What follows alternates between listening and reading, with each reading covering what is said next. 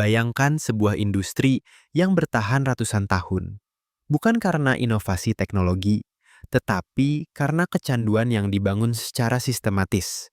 Itulah industri rokok.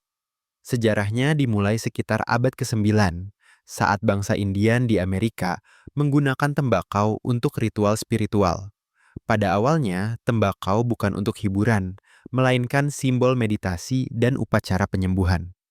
Namun, ketika bangsa Eropa menemukannya pada abad ke-15, tujuan rokok berubah total. Dari ritual sakral menjadi komoditas besar yang mengalirkan uang tanpa henti. Masuk abad ke-20, perusahaan rokok mulai memahami satu hal penting. Nikotin adalah pemicu dopamin yang sangat kuat.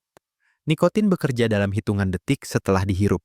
Saat asap masuk ke paru-paru, nikotin melesat melalui aliran darah ke otak, memicu pelepasan dopamin di nucleus accumbens, area otak yang mengatur rasa senang dan reward. Inilah kunci utama mengapa orang merasa tenang setelah merokok. Bukan karena rokok menyelesaikan masalah, tetapi karena otak dimanipulasi untuk memberi sensasi lega sesaat. Lalu kenapa orang bisa kecanduan rokok? Penelitian dari National Institute on Drug Abuse menunjukkan bahwa nikotin mengubah struktur reseptor dopamin. Otak menciptakan lebih banyak reseptor sebagai respons atas paparan nikotin berulang. Efeknya, tubuh membutuhkan lebih banyak rokok untuk mendapatkan rasa tenang yang sama. Inilah yang disebut neuroadaptasi, perubahan otak akibat paparan zat adiktif. Itulah alasan mengapa berhenti merokok sulit. Tubuh secara literal sudah diatur untuk mencarinya lagi. Selain nikotin, ada sisi gelap bisnis rokok yang jarang dibahas. Industri rokok secara sengaja merancang produk agar semakin adiktif. Dokumen internal perusahaan yang dibongkar melalui kasus hukum di Amerika mengungkap bahwa mereka menambahkan bahan kimia seperti amonia untuk mempercepat penyerapan nikotin, membuat efek dopamin lebih cepat dan lebih kuat. Bahkan, strategi marketing mereka sengaja menyasar generasi muda, karena semakin muda seseorang mulai merokok, semakin kuat kecanduannya di masa dewasa. Bahaya rokok bukan hanya pada paru-paru.